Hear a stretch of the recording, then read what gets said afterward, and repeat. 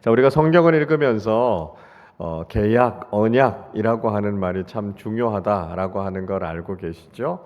그러니까 왜냐하면 우리가 읽고 있는 성경이 하나님과 우리 사이에 언약을 가리키고 있기 때문에 그렇다라고 하는 것이죠. 그래서 구약을 우리가 옛 언약 그렇게 이야기하고요. 신약을 새 언약 그렇게 이야기하고 있습니다.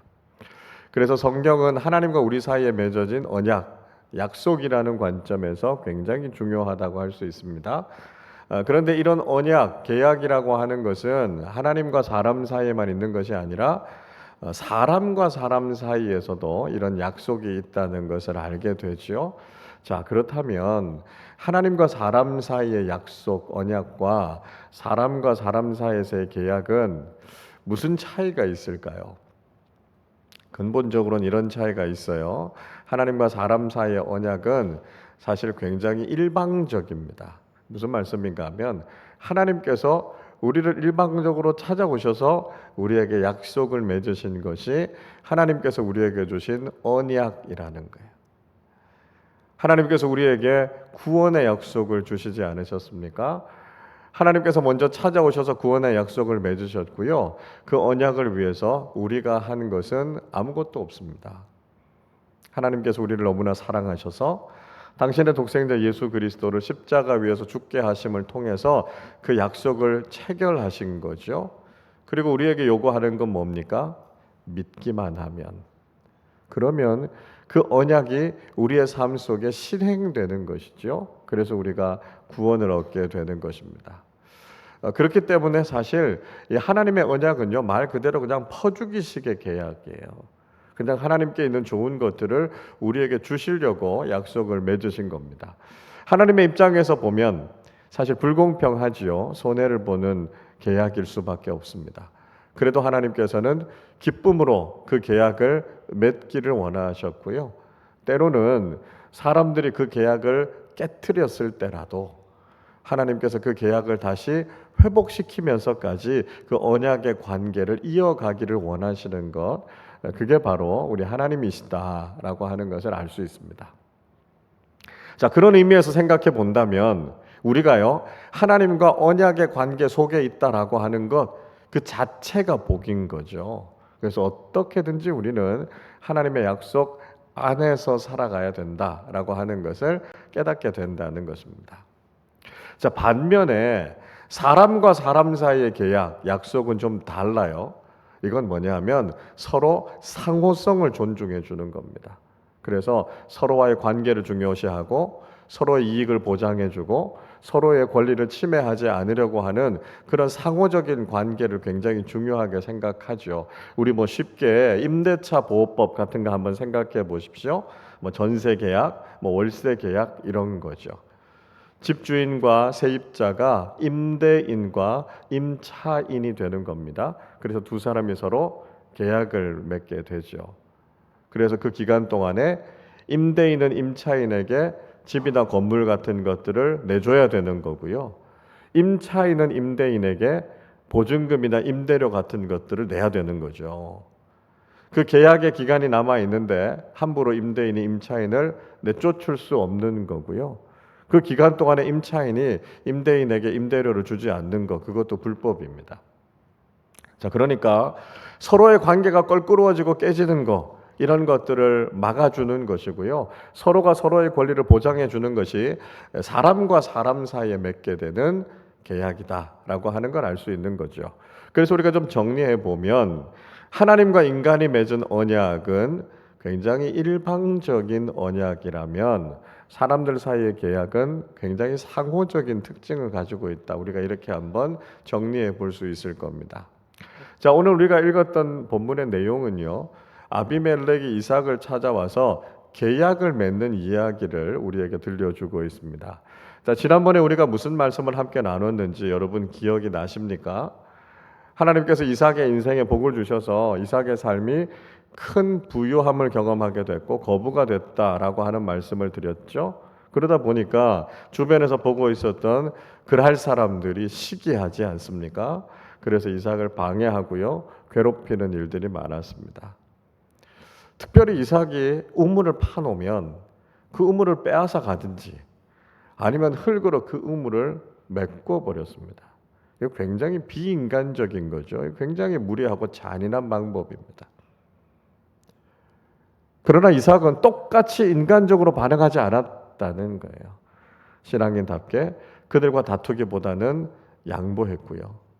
하나님께서 그를 인도하시는 길을 따라서 갈 때마다 하나님께서 또 그곳에서 우물을 터뜨리셨고 그의 삶을 인도하셨고, 그래서 결국은 르호봇, 하나님의 은혜가 얼마나 풍성한지 얼마나 넓은지를 그가 경험하게 되지 않았습니까? 그래서 내친 김에 이삭은요, 이제 신앙의 자리로 돌아가야 되겠다. 환경이 문제가 아니라, 상황이 문제가 아니라 하나님께서 나와 함께 하시면 내 인생은 복된 인생이 되는구나 라고 하는 것을 깨닫게 되어서 불신앙의 땅이었던 그랄이라고 하는 땅을 떠나서 아버지 때부터 하나님을 부르면서 믿음으로 살아왔던 자리, 부엘세바로 옮기게 됐다라고 하는 이야기 아니었습니까? 그리고 그 부엘세바에서도 하나님께 주시는 큰 복을 경험하게 됐다라고 하는 것을 우리가 지난번 말씀을 통해서 함께 살펴봤습니다. 자, 시간이 지나고 난 이후에 오늘 본문의 말씀에서 아비멜렉이 다시 이삭을 찾아오게 됩니다. 자, 26절을 보십시오. 아비멜렉이 그 친구 아훗삿과 군대 장관 비골과 더불어 그랄에서부터 이삭에게로 온지라, 이렇게 이야기합니다.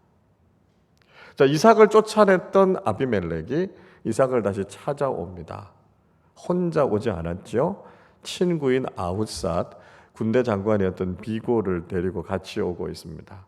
여기 친구라고 하는 것, 좀 더 공식적인 직함으로 이야기하면 고문이라는 뜻이에요. 왕의 조언자라는 뜻입니다. 그리고 군대의 총책임자를 같이 데리고 옵니다. 자, 이건 아브라함 시대도요, 한번 이런 일이 있었어요. 그죠? 아비멜렉과 비골이라고 하는 군대 장관이 아브라함을 찾아온 이야기가 창세기 21장에 나옵니다. 자, 똑같은 이름들이 나오니까 그럼 동일 인물이 다시 이삭을 찾아갔나? 이렇게 생각할 수 있지만 그럴 가능성은 상당히 낮습니다. 왜냐하면 창세기 21장의 사건과 오늘 이 본문의 사건 사이에는 80년이라는 시간의 간격이 있거든요. 그러니까 동일 인물은 아니었을 겁니다. 전에도 말씀드렸던 것처럼 아비멜렉, 이 그랄의 왕들을 가리켜서 통칭해서 아비멜렉 이렇게 불렀던 거지 그 사람의 이름이 아니었다는 거예요. 비골이라고 하는 것도 그랄을 다스리던 군대 장관의 직함을 이야기하는 거지 그 사람의 개인 이름이 아니었다라고 하는 것이죠. 자, 아무튼 아비멜렉이요, 자기 친구하고 군대 장관을 데리고 지금 이삭을 만나러 옵니다.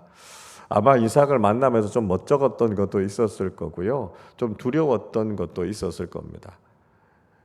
예전에 아비멜렉이 이삭을 쫓아내지 않았습니까? 그러니까 이삭이 자기에게 대해서 좀 악감정을 가지고 있을 수도 있겠다, 이런 생각이 들었고요. 이삭이 그냥 약해 보여서 이삭이 가지고 있는 걸 다 빼앗고 결국은 쫓아내버리고 말았는데, 가는 곳마다 잘 되는 걸 보니까 누군가 이삭의 뒤를 봐주는 사람이 있구나라고 하는 걸 아비멜렉이 알게 된 거예요. 그래서 혹시라도 이삭이 돌변해서 자기를 해코지하지 않을까, 공격하지 않을까, 좀 불안한 마음에, 좀 두려운 마음에 이삭을 찾아가게 됐던 것입니다.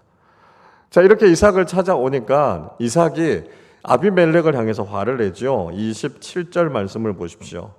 이삭이 그들에게 이르되 너희가 나를 미워하여 나에게 너희를 떠나게 하였거늘 어찌하여 내게 왔느냐, 그렇게 이야기합니다. 쫓아낼 때는 언제고 이제는 왜 또 아쉬워서 나를 찾아왔냐, 이렇게 막 날이 돋은 이야기를 막 하는 거죠. 그러니까 요즘 말로 하면 이제 사이다 발언을 한 겁니다. 예전에 자기를 쫓아낼 때는 뭐 그럴듯하게 막 이야기를 하더니 이제 와서 자기를 찾아온 거 보니까 뭐가 아쉬운 게 있나 보지, 뭐 이렇게 이야기하는 거죠. 그러니까 인간적으로 보면 이삭도 좀 통쾌한 순간 아니었겠습니까? 이렇게 이야기하니까요. 자, 그런데 아비멜렉이 와서 무슨 이야기를 하냐면 뻔뻔하게 이삭과 계약을 맺으러 왔다, 이런 이야기를 합니다. 자, 28절 말씀을 우리 같이 읽어보겠습니다. 그들이 이르되 여호와께서 너와 함께 계심을 우리가 분명히 보았으므로 우리의 사이 곧 우리와 너 사이에 맹세하여 너와 계약을 맺으리라 말하였노라. 아비멜렉이 굉장히 중요한 이야기를 합니다. 무슨 이야기를 하냐면 아비멜렉이 이삭을 보니까요, 하나님이 너와 함께 하시는구나 라고 하는 걸 알게 됐다는 거예요. 아비멜렉이 인간적으로 얼마나 많은 방해를 했습니까? 이삭을 얼마나 많이 괴롭혔습니까? 이삭이 갖고 있었던 걸 다 빼앗기도 하고 내쫓아 버리기도 하고, 그래서 결국은 이삭이 망할 거라고 생각했는데요, 가는 곳마다 잘 되니까요, 더 부자가 되고 더 힘이 강해지니까요, 아, 하나님이 이삭을 도와주시는구나 라고 하는 걸 알게 된 겁니다. 그래서 인간적인 방법으로 이삭이 망하게 하기 위해서 그들이 그렇게 노력했음에도 불구하고 안 되는 걸 보고, 하나님께서 함께 하시고 복 주시는 인생이라면 이제 저 사람하고 싸워서는 안 되겠다는 생각을 하게 된 거죠. 그래서 이삭과 좋은 관계를 맺어야 되겠다는 생각을 한 겁니다. 이삭과 적대적인 관계에 있는 것이 아니라 이삭과 화친을 맺고 좋은 관계를 맺는 것, 이것이 앞으로도 자기 자신에게 가장 좋은 안전장치가 될 것이다 라고 하는 판단을 한 거예요. 그래서 최선의 방법은 이삭하고 사이좋게 지내는 것이니까 지금 자신들과 계약을 맺자, 이렇게 이야기하고 있습니다. 자, 아비멜렉이 이삭과 어떤 내용으로 계약을 맺으려고 했습니까? 자, 계약의 내용은 29절입니다. 29절 말씀을 우리 한 번 더 같이 읽겠습니다. 너는 우리를 해하지 말라. 이는 우리가 너를 범하지 아니하고 선한 일만 내게 행하여 내가 평안히 가게 하였음이니라. 이제 너는 여호와께 복을 받은 자니라. 자, 아비멜렉이 무슨 이야기 하냐 하면요, 우리를 해치지 마, 그런 이야기를 하는 거예요. 우리 공격하지 말자, 이런 이야기를 하는 거죠. 그래서 혹시라도 있게 될 불미스러운 일들이 생기지 않도록 자기 자신들을 공격하지 말아달라, 이렇게 계약을 맺죠. 그러면서 지금 뒤에 하고 있는 이야기가 있습니다. 이거 참 기가 막힌 이야기 아닙니까? 정말 아비멜렉이 이렇게 했는가라고 하는 거죠. 아비멜렉이 이렇게 이야기합니다. 우리가 너를 범하지 아니하였고 선한 일만 내게 행했다는 거예요. 그리고 가게 할 때도 아주 평안히 가게 하지 않았느냐, 이렇게 이야기하고 있습니다. 여러분, 우리가 말씀을 살펴봤지만 아비멜렉이 정말 이렇게 했습니까? 전혀 그렇게 하지 않았죠. 아마도 지금 아비멜렉이 이야기하는 것은 이삭의 아내였던 리브가를 범하지 않았다, 아마 이 한 가지 사실만 가지고는 뭐 그렇게 이야기할 수 있을지도 모르겠습니다. 그러나 아비멜렉과 그 아래 있었던 사람들이 이삭에게 선한 일을 했습니까? 아니, 파놓은 우물을 다 메워버리고요, 이제껏 수고했던 농사지었던 그 땅들과 그 모든 것들을 다 빼앗아 버리고, 그 모든 것들이 이삭에게 했던 선한 일이라고 할 수 있습니까? 평안하게 가게 했다고요? 내쫓아 버리지 않았습니까? 아니, 도대체 그 이야기가 맞는 이야기인지, 이삭이 하나하나 잘잘못을 좀 따져보자, 이렇게 이야기했다면 아비멜렉이 제대로 할 말이나 있었겠습니까? 그러나 이삭은 그거 가지고 무엇이 옳으냐, 무엇이 그르냐라고 하는 것을 따지지 않았습니다. 그냥 그대로 하는 이야기를 듣고 있었을 뿐이었습니다. 자, 그리고 나서 마지막에 아비멜렉이 진짜 옳은 이야기 한 가지를 하죠. 그게 이겁니다. 이제 너는 여호와께 복을 받은 자니라. 무슨 이야기입니까? 너 하나님께서 복 주셨잖아. 그러니까 우리랑 계약을 맺자, 이야기하고 있습니다. 아비멜렉이 한 이야기, 다른 이야기는 다 틀린 이야기예요. 자신들이 이삭에게 선한 일을 했고 잘 대해줬다라고 하는 말 전부 다 거짓말이에요. 그러나 아비멜렉의 말 중에 정말 이삭의 마음을 움직였던 이야기 한마디가 있다면 하나님께서 너에게 복을 주셨지 않느냐라고 하는 것이죠. 아비멜렉과의 관계 속에서 무슨 이삭이 대단한 걸 얻었던 게 아니었습니다. 이방인인 아비멜렉의 눈에 보기에도 이삭은 정말 하나님께서 축복해 주시는 인생을 살았구나라고 하는 것을 인정받았다는 것이죠. 여러분, 아브라함도 마찬가지 아니었습니까? 아비멜렉과 비골이 다시 왔을 때 아브라함에게 무슨 이야기를 했습니까? 창세기 21장 22절이 이렇게 말씀하지요. 그때의 아비멜렉과 그 군대 장관 비골이 아브라함에게 말하여 이르되 내가 무슨 일을 하든지 하나님이 너와 함께 계시도다. 아브라함이 어디에 있든지요, 아브라함이 무슨 일을 하든지 아브라함과 함께 하시는 하나님을 그들이 보게 됐다는 거예요. 아브라함이 하나님을 얼마나 경외했고요, 또 하나님께서 아브라함을 얼마나 존귀하게 여기셔서 그에게 복을 주셨는가라고 하는 것은 아브라함 자신의 경험만이 아니라 믿지 않는 사람들이 볼 때도 그걸 다 드러나게 됐다는 것이죠. 그래서 이렇게 하나님과 함께 하시는 아브라함과 척을 지고 적대적인 관계에 사는 것은 전혀 도움이 되지 않는다는 거예요. 그래서 하나님께서 함께 하시는 사람과는 우리가 좋은 관계를 맺어야 우리의 삶이 평안할 것이라고 생각하고 그들이 계약을 맺으러 온 거죠. 근데 여러분, 모든 사람들이 다 이렇게 반응하는 건 아니라는 거예요. 정반대로 반응하는 사람들도 있습니다. 그 대표적인 사람이 사울 왕 아니었습니까? 사울 왕이요, 다윗이 하나님과 늘 함께하고 있다라고 하는 것을 알고 있었습니다. 사울이 지혜가 있었다면 하나님께서 함께 하시는 사람 다윗과 화해했었어야죠. 좋은 관계를 맺었었어야죠. 그러나 사울은 그렇게 하지 않고 오히려 다윗의 대적이 되지 않았습니까? 사무엘상 18장 28절 29절 이렇게 말씀하지요. 여호와께서 다윗과 함께 계심을 사울이 보고 알았고 사울의 딸 미갈도 그를 사랑하므로 사울이 다윗을 더욱 두려워하여 평생의 다윗의 대적이 되니라 말씀하고 있습니다. 사울도 알았다니까요. 하나님께서 다윗과 함께 하고 계신 걸 알았어요. 그러면 그가 지혜로운 사람이었다면 다윗과 좋은 관계를 맺고 다윗을 다음 왕으로 잘 세웠어야죠. 그래야 그가 이스라엘의 초대 왕으로서의 역할을 잘 감당할 수 있었을 거 아닙니까? 그러나 그 사실을 알고도 사울은 다윗과 평생의 대적이 돼서 두려워하는 인생을 살았다라고 하는 것이죠. 여러분, 우리는 어떤 인생을 살아야 되겠습니까? 세상 사람들은요, 세상의 방식을 가지고 우리에게 접근해 올 겁니다.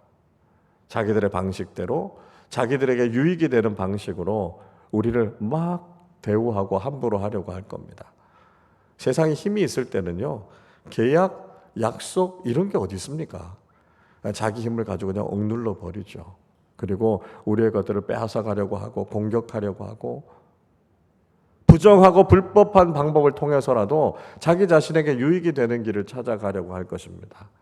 그러나 중요한 건 하나님이 우리와 함께 하시잖아요. 하나님께서 우리를 지켜주시고 우리를 보호해 주시잖아요. 그래서 세상적인 방법으로 이길 수 없다는 것을 알게 되면 그때는 그들이 꼬리를 내리고 와서 화평한 관계, 좋은 관계를 맺어갈 것을 이야기하는 것이죠.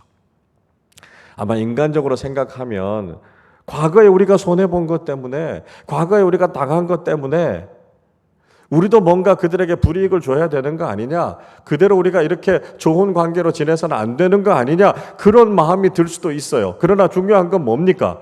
그 사람들하고의 관계가 아니고요, 하나님과의 관계가 중요한 거 아닙니까? 주변에 우리를 괴롭히고 힘들게 하는 사람들이 그렇게 많아도요, 하나님은 우리에게 변함없이 은혜와 복을 주셨잖아요.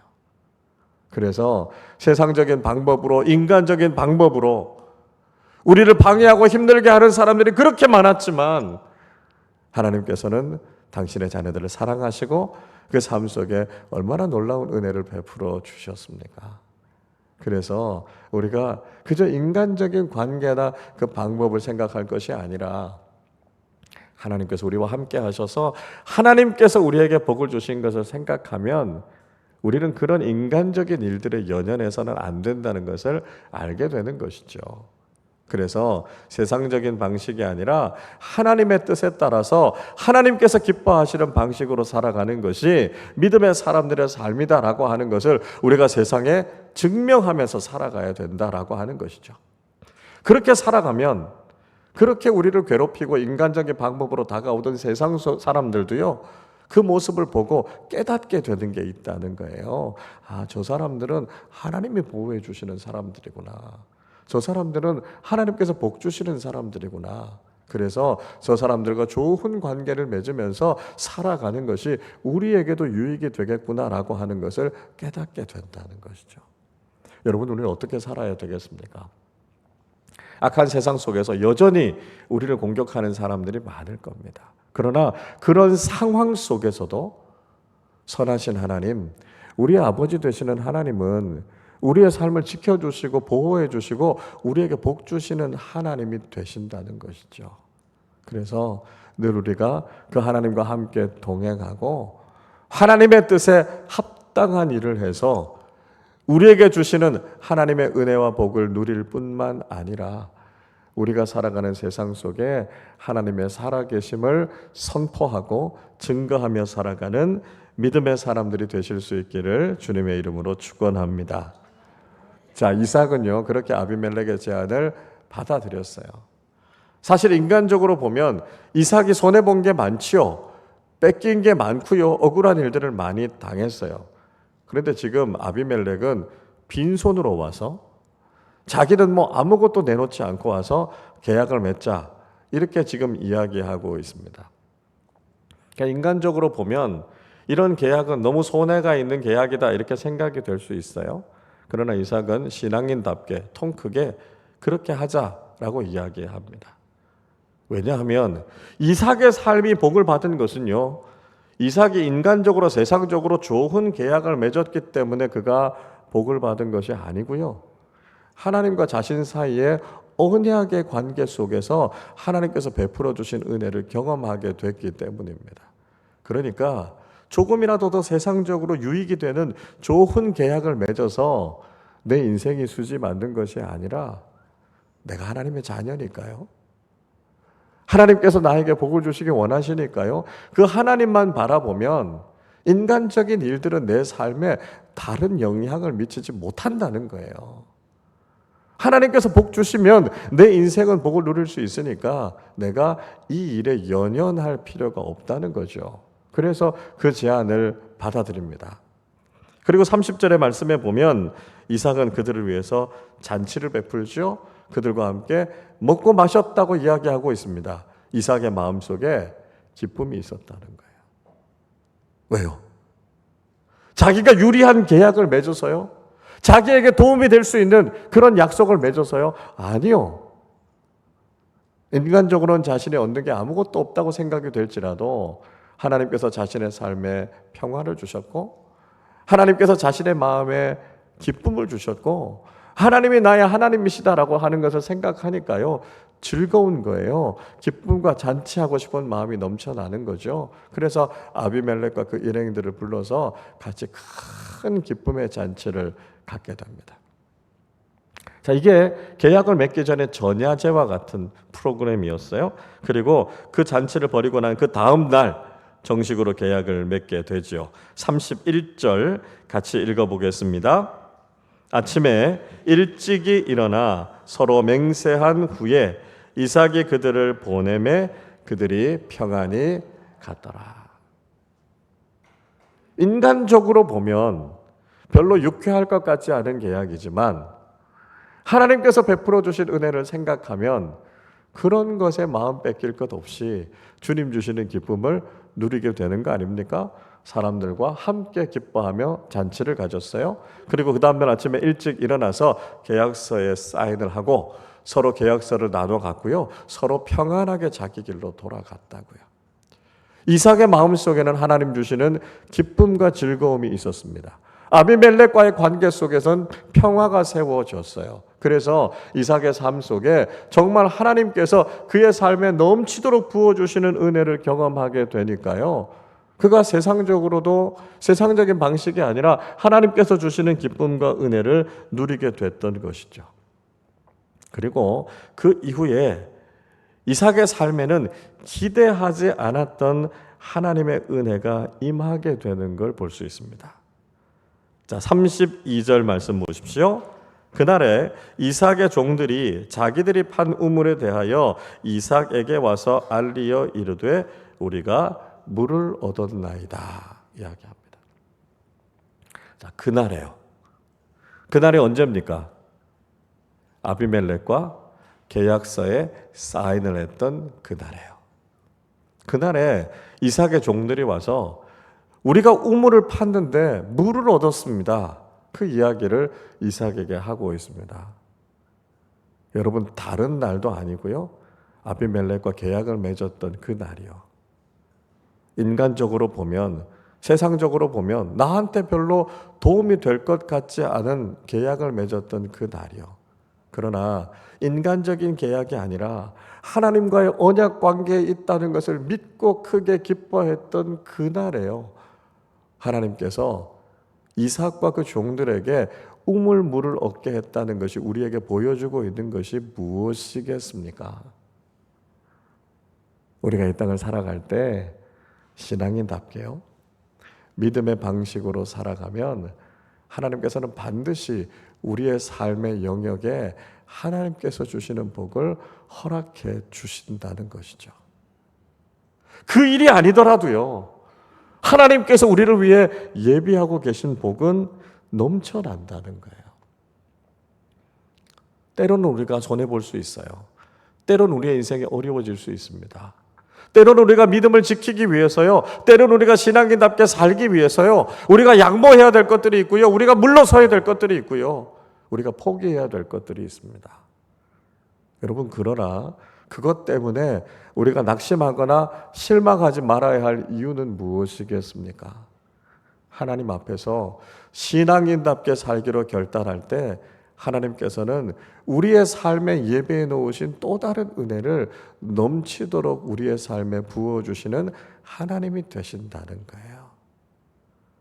하나님 앞에서 우리가 신앙인으로 살아가면 하나님께서 절대로 그 복을 잃지 않게 하시겠다고요, 그 복을 반드시 경험하게 하시겠다고 약속하고 계시는 것을 우리는 보게 되는 것이죠. 자, 이삭이 그 은혜를 경험하고 그 은혜를 기억하고 싶었어요. 그 은혜를 기념하고 싶었습니다. 자, 33절을 우리 같이 읽어보겠습니다. 그가 그 이름을 세바라 한지라 그러므로 그 성읍 이름이 오늘까지 브엘세바더라. 하나님께서 그 땅에서 은혜를 주셨다라고 하는 것을 기억하고 이삭이 그 땅의 이름을 세바라고 불렀습니다. 그리고 그곳의 이름이 브엘세바라고 불리게 됐다 이야기하죠. 세바라고 하는 뜻은 지난번에도 말씀드렸습니다. 7이라고 하는 숫자예요. 맹세, 언약이라고 하는 뜻입니다. 그래서 브엘세바라고 하는 것은 7개의 우물이라는 뜻이고요, 또 맹세의 우물이라는 뜻입니다. 그곳에서 맹세했고요, 맹세했던 그 땅에서 하나님께서 우물이 터져 나오게 하셨다는 거예요. 하나님과의 언약 백성으로 살아가는 사람들에게 하나님께서 그곳에서 완전한 은혜, 완전한 축복을 주신다는 거죠. 7은 완전수라고 말씀드리지 않았습니까? 인간의 계약, 인간의 약속이 우리에게 복을 주는 것이 아니고요, 하나님 앞에서 언약 백성으로서의 삶을 살아가니까요, 하나님께서 그 땅에서 브엘세바의 축복을 주셨다는 것입니다. 세상에서는 경험할 수 없는 거요, 세상적인 방식으로는 얻을 수 없는 거예요. 하나님께서 주시는 그 놀라운 은혜를 그 땅에서 경험하게 됐고요, 그는 그 땅의 이름을 가리켜서 브엘세바라고 불렀습니다. 아버지 아브라함 때도 그 땅을 브엘세바라고 불렀고요, 이삭도 그 땅을 브엘세바라고 불렀습니다. 아버지 때부터 과거를 지나왔던 모든 삶 속에서도 하나님께서 은혜를 베풀어 주셨다라고 하는 감사의 고백이기도 하고요, 이제 자신의 삶을 통해서도 하나님께서 은혜를 주실 것이다라고 하는 기대와 소망을 담아서 그는 그 땅을 브엘세바라고 불렀습니다. 여러분, 우리가 이 세상을 살아가는 동안 무슨 은혜를 구하면서 사시겠습니까? 세상적으로 사람들과 다투어서 인간적으로 보다 더 많은 것을 얻기 위해서 세상적인 방식에 연연하면서 사시겠습니까? 아니면 신앙인답게 때로는 세상에서 양보하고 포기하는 것이 있을지라도 하나님의 언약 백성으로 살아가는 사람들에게 브엘세바, 완전한 은혜, 세상이 감당할 수 없는 풍성한 은혜를 주실 것을 기대하면서 살아가시겠습니까? 우리 그리스도인의 삶은 브엘세바의 은혜를 구하는 사람들이 되어야 합니다. 세상 사람들과의 관계 속에서 내가 더 많은 것을 얻고 빼앗으려고 하는 것이 아니라 세상과 경쟁해서 인간적인 방법으로 더 많은 것을 얻으려고 하는 것이 아니라 우리가 그리스도인답게 하나님의 말씀에 순종하고 하나님과의 언약의 관계 속에 있을 때 우리에게 일방적으로 부어주시는 하나님의 그 풍성한 은혜를 경험하는 브엘세바의 삶을 살아가야 할 줄로 믿습니다. 하나님께서 우리의 인생을 향해서 얼마나 귀한 것들을 많이 준비하고 계시는지 몰라요. 하나님의 말씀을 신뢰하고 믿음으로 하나님 앞에 나아가서 하나님께서 우리 인생에 부어주시는 이 놀라운 은혜를 경험하는 사람들이 되시기를 바랍니다. 그래서 세상을 살아갈 때 하나님께서 복 주시는 인생, 그리고 세상 사람들이 볼 때 하나님께서 함께 하시는 믿음의 삶을 살아서 하나님께는 영광이 되고 하나님께서 우리에게 약속해 주신 놀라운 은혜와 축복을 누리며 나누며 살아가는 믿음의 사람들 다 되시기를 주님의 이름으로 축원합니다. 기도하겠습니다. 여러분, 우리는 어떤 복을 구하면서 살아가고 계십니까? 사람들은요, 다른 사람들과의 관계 속에서 세상적인 방식 속에서 우리가 더 많은 것을 얻기 위해서 내게 좀 더 유리한 계약을 맺기 위해서 연연하면서 살아갈 때가 참 많습니다. 그러다 보니까 다툴 때도 많고요. 내가 손해보는 것 때문에 억울하고 마음 답답할 때도 많고요. 그래서 세상을 살아가는 게 너무 피곤하고 힘들게 살아갈 때가 참 많습니다. 그러나 여러분 기억하셔야 하는 것은 우리는 하나님의 언약 백성입니다. 하나님이 일방적으로 우리를 찾아오셔서 우리에게 가장 좋은 것들을 다 주시겠다고요.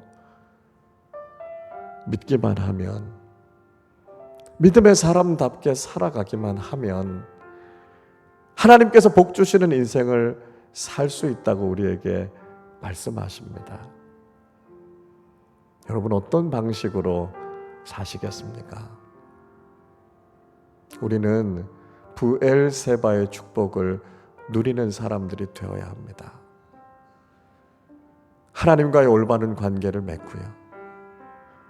하나님께서 복 주시는 인생을 살아서 세상이 우리에게 줄 수 없는 가장 완전하고 풍성한 하나님의 은혜를 날마다 누리고 그로 인해서 하나님의 살아계심을 증거하고 많은 사람들에게 하나님의 풍성한 은혜와 사랑을 나누며 살아가는 복된 믿음의 사람들 되게 하여 주시옵소서. 우리 말씀을 생각하며 함께 합심으로 기도하겠습니다. 하나님 아버지 감사합니다. 오늘 귀한 말씀을 통하여서 하나님께서 우리에게 맺어주신 이 언약의 축복이 무엇인지를 깨닫게 해주심을 감사합니다. 하나님, 세상의 방식으로 살아가는 사람들은 사람들과의 관계 속에서 더 많은 것을 얻고 내게 더 유리한 계약을 이루고 그것을 통해서 우리가 더 많은 것들을 채우려고 하지만 그것 때문에 우리의 인생이 얼마나 피곤하고 힘들어지는지, 때로는 믿음의 사람답지 못한 모습을 보이며 살아갈 때가 있음을 우리는 경험하게 됩니다. 오늘 이삭의 삶을 통해서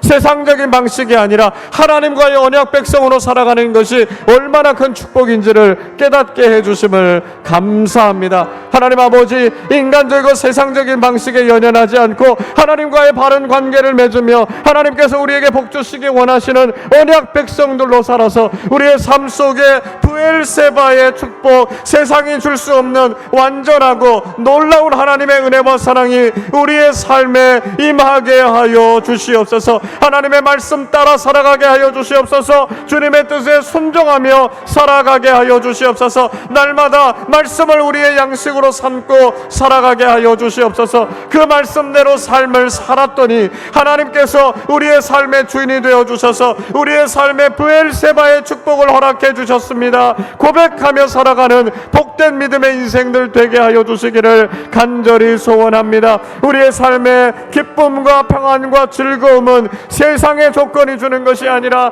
하나님이 나의 하나님이시기 때문에 내 삶 속에 부어주는 것임을 깨닫게 하여 주시고, 하나님과의 바른 관계 속에서 하나님을 기쁘시게 하는 믿음의 삶을 살아서 하나님께서 약속하시고 예비하시며 우리에게 부어주시는 은혜가 우리의 삶에 넘쳐나게 하여 주셔서 복된 믿음의 인생을 살아가게 하시고 하나님의 살아계심을 증거하게 하여 주시고, 하나님이 우리의 하나님이시며 하나님께서 얼마나 놀라우신 분이신지를 믿지 않는 많은 사람들에게 전하며 증거하며 살아가는 믿음의 사람들 다 되게 하여 주시옵소서.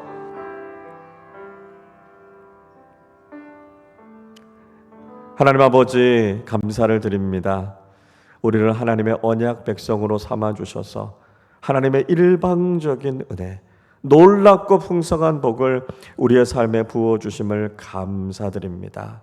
하나님, 우리가 믿음의 삶을 산다고 하면서도 때로는 인간적인 방법으로, 세상적인 방식으로 다른 사람들과 더 좋은 계약을 맺어서 우리가 더 많은 것을 가지려고 했던 어리석은 모습이 있었음을 주님 앞에 고백합니다. 하나님 아버지, 이제 우리가 집중할 것은 하나님과의 올바른 관계를 맺게 하시고 하나님의 언약 백성으로 살아서 하나님께서 우리에게 공급해 주시는 은혜와 복이 늘 넘쳐나게 하여 주옵소서. 말씀대로 살겠습니다. 그 말씀에 순종하겠습니다. 결단할 때 하나님께서 우리 인생의 주인이 되어 주셔서 우리의 삶의 각종 좋은 것들을 넘치도록 채워주시는 살아계신 하나님의 은혜와 축복을 누리는 우리 모두의 삶 되게 하여 주옵소서. 오직 하나님을 기쁘시게 하는 삶을 살아갈 때 하나님께서 우리의 삶의 모든 것을 넘치도록 채워주심을 경험하게 하여 주시고, 그를 통해 온 세상에 하나님의 살아계심을 증거하고 하나님의 임재하심을 경험하며 하나님의 영광을 드러내고 살아계신 하나님의 놀라우신 은총을 세상 속에 증거하고 나누며 살아가는 복된 그리스도인들 다 되게 하여 주옵소서. 감사드리며 우리 주님 예수 그리스도의 이름으로 기도하옵나이다. 아멘.